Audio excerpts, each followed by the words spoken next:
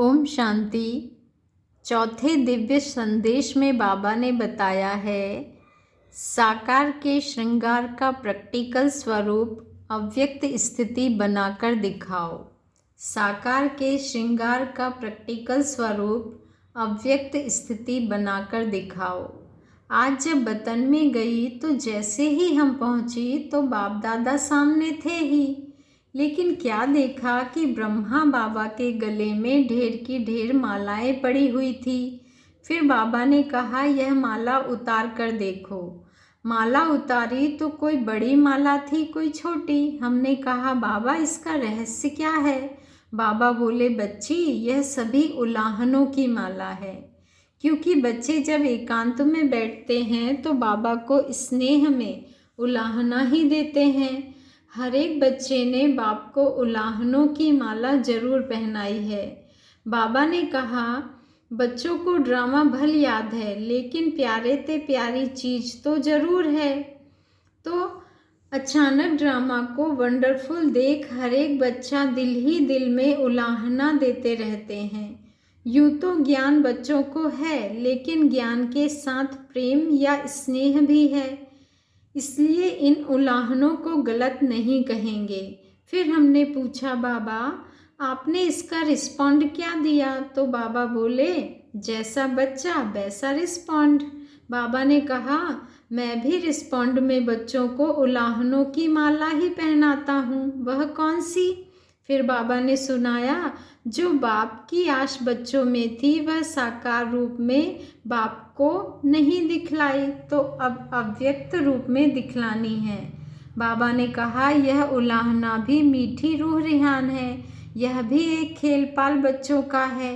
साकार रूप में जो बाप दादा ने श्रृंगार कराया वह अब अव्यक्त वतन में बाप दादा देखेंगे।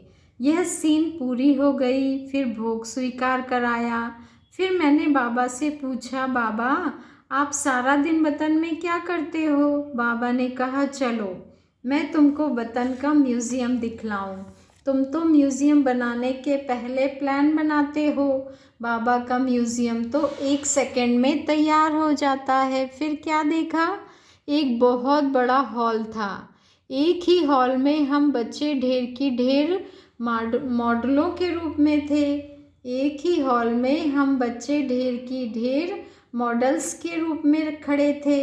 हमने कहा, बाबा यह तो हम ही म्यूज़ियम में खड़े हैं। बाबा ने कहा, बच्ची, बाबा का म्यूज़ियम यही है। अभी तुम जाओ, जाकर एक मॉडल को देखो तो बाप दादा ने क्या क्या सजाया है। बाबा ने कहा, जाकर एक मॉडल को देखो कि बाप दादा ने क्या क्या सजाया है। जैसे आर्टिस्ट मूर्ति को सजाते हैं, तो बाबा ने कहा, देखो बाप दादा ने क्या क्या सजाया है। हम जब मॉडल के पास गई तो हमको कुछ खास दिखाई नहीं पड़ा। पूरी सजी हुई मूर्ति दिखाई पड़ रही थी। बाबा ने कहा, जो मोटा श्रृंगार है वह तो साकार में ही बच्चों का करके आए हैं, परंतु अब अव्यक्त रूप में क्या सजा रहे हैं? सभी श्रृंगार तो हैं, जेवर भी हैं, परंतु जेवर के बीच में नग लगा रहे हैं। बाबा के कहने के बाद कोई कोई में जैसे एक्स्ट्रा नग दिखाई पड़े। बाबा ने कहा, बच्चों के प्रति मुख्य शिक्षा यही है कि अव्यक्त स्थिति में स्थित रहकर व्यक्त भाव में आओ। क्या करो बच्चे? अव्यक्त स्थिति में स्थित रहकर व्यक्त भाव में आओ। जब एकांत में बैठते हो तो अव्यक्त स्थिति रहती है, लेकिन व्यक्त में रहकर अव्यक्त भाव में स्थित रहे वह मिस कर लेते हैं। इसलिए एक रस कर्मातीत स्थिति का जो नग है वह कम है। तो जिसके जीवन में जो कमी देखता हूँ वह सजा रहा हूँ बच्ची। जैसे साकार रूप में यह कार्य करता था वही फिर अव्यक्त रूप में करता हूँ। तो बच्चों से जाकर पूछना है कि सारे दिन में जैसे बाप बच्चों को सजाते हैं ऐसे बच्चों को भासना आती है। उस टाइम जो योग युक्त बच्चे होंगे उनको भासना आएगी कि बाबा मेरे से बात कर रहे हैं, सजा रहे हैं। जैसे मैं अव्यक्त वतन में बच्चों से मिलता बहलता रहता हूँ, अव्यक्त रूप वाले बच्चे यह अनुभव कर सकते हैं। मैं भी खास समय पर खास बच्चों को याद करता हूँ। ऐसी टचिंग बच्चों को होती ही होगी। मैंने कहा, बाबा आप सभी को अव्यक्त वतन में क्यों नहीं बुला लेते? यहाँ ही बड़ा सेंटर खोल दो।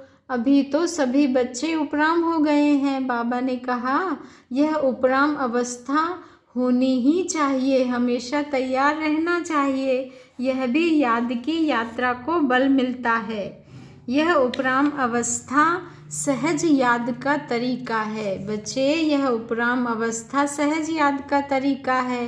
अब बच्चों को कहना ज़्यादा समय नहीं है, बाबा कभी भी किसको बुला लेंगे। अच्छा, ओम शांति। शुक्रिया बाबा, शुक्रिया।